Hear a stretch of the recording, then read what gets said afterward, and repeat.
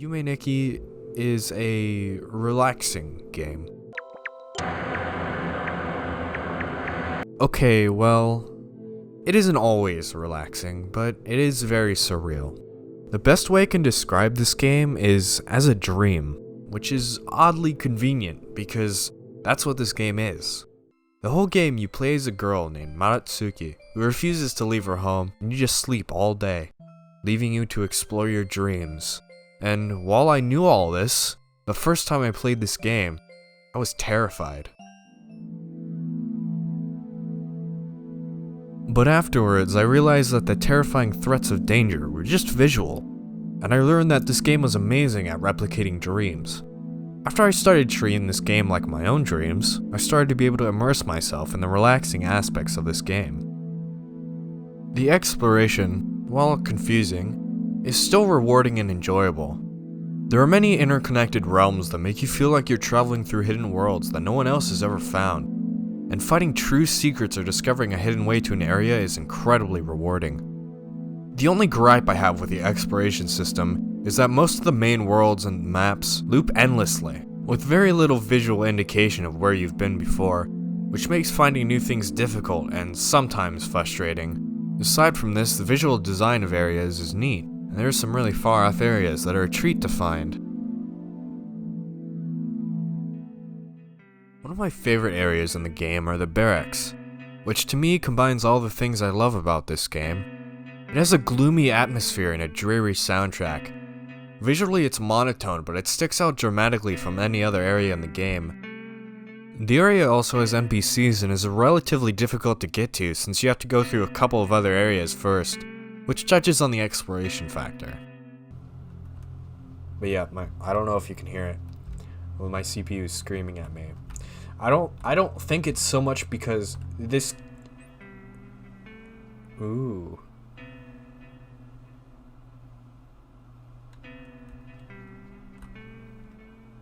Okay, I really like this I really like this game already. The music is so fucking good. It sets the mood perfectly. You can also find many different types of NPCs, ranging from the ones you can and can't interact with. They are mainly a part of the world and add a little more interest in the areas.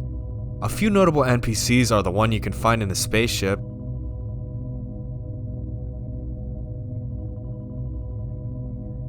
the Wanderers in the Barracks, this little guy that just rubs a stair rail endlessly,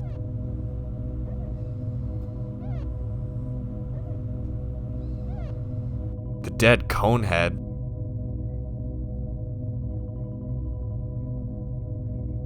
or the bizarre, almost people you find in the Sky Garden.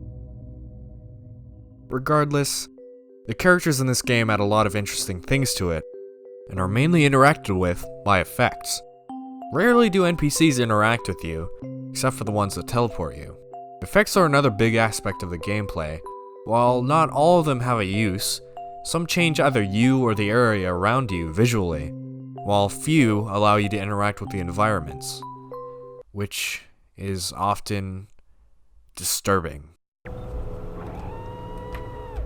A few other areas such as the Sky Garden, the mall, and the dark lake area with small lanterns were some of my other favorite areas. I especially loved the isolated and calming feeling of the lake that's accompanied by some great music, and the Sky Garden that's relaxing to just sit upon and watch over the city skyline. While the visuals are not too impressive, there is a lot of diverse and colorful areas, along with a great visual atmosphere that is all conveyed especially well for a game that came out in 2004. I personally still like the visuals regardless, and it adds a lot of charm to the dreamlike qualities of the game. A major aspect of this game for me is the music.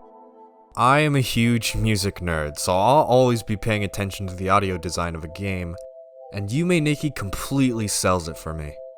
Droning ambient tracks add a ton of atmosphere to areas, relaxing themes help you feel at ease in safe zones, and some of the creepy aspects of areas are made almost entirely by the soundtrack.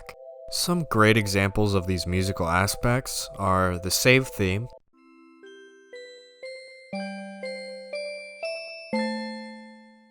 all the music from my favorite areas, and the White Desert. Throughout the entire game, you might run into different visual styles, such as the FC world, or just a wide variety of different things amongst your travels. However, there is always one constant in this game: music. There is always music to create a calm atmosphere or horror, until you go down an endless street in the wilderness and the wrong sewer hole. Then you are met with complete silence, save for a few sneezes. The White Desert is a complete contrast to everything else in the game, lacking in color, music, and having quite a variety of things to interact with. This area is a great example of how this game can create atmosphere and intrigue. Story-wise, the game is lacking. While the game hints at a few things towards Madatsuki's past, loss, reasons why she won't go outside, and other things I can't see on YouTube, all through visual storytelling, which is my favorite kind of storytelling. There is no central narrative, only lore. This isn't a drawback, however, it's just a noteworthy point, and the main driving force in this game is your hint to collect effects and place them in the Nexus. And once you get all the effects, well, I don't want to do it.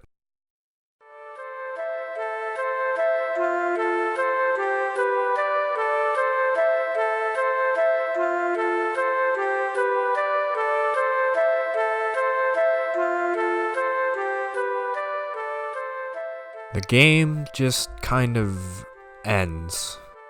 Not much closure, mostly sadness. This game doesn't really need to end, because there's not much of a story anyway, but the ending does give more insight to lore and Madatsuki herself. Overall, just the fact that the game has an ending at all is sad. The entire point of this game is to explore, and I wish it could go on forever.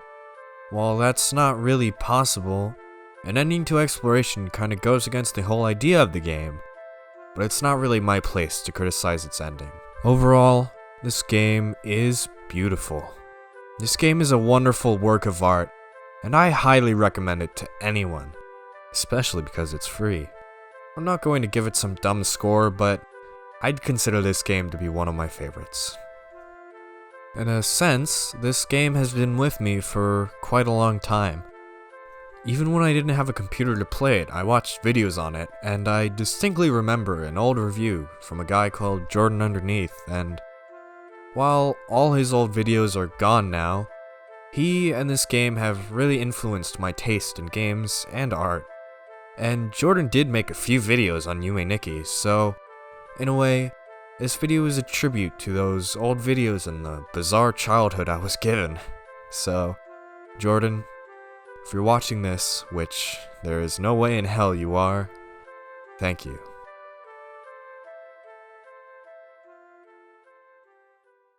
And thank you to everybody else who's watched this far. I appreciate all of you, and if there's anything you'd think I can improve on, let me know in the comments. I'm not a professional at script writing or any of this, so if there's an aspect of this game I forgot to cover, you can point it out to me. There is an unofficial sequel that I might play eventually, but for now, this is my review. Thank you so much for watching again, and there is a small little Yume Nikki remix track that I've been pretty interested in, so I'll link it in the description if anyone's interested in more lo-fi remixes of Yume Nikki songs. But other than that, have a great day, and I need to figure out how to do outros.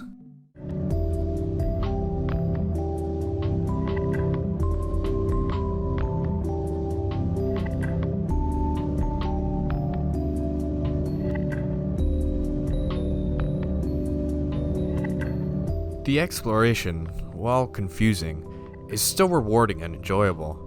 There are many interconnected worlds that make you feel like you're traversing through hidden worlds. Are you fucking kidding me? I said worlds twice in the same fucking sentence!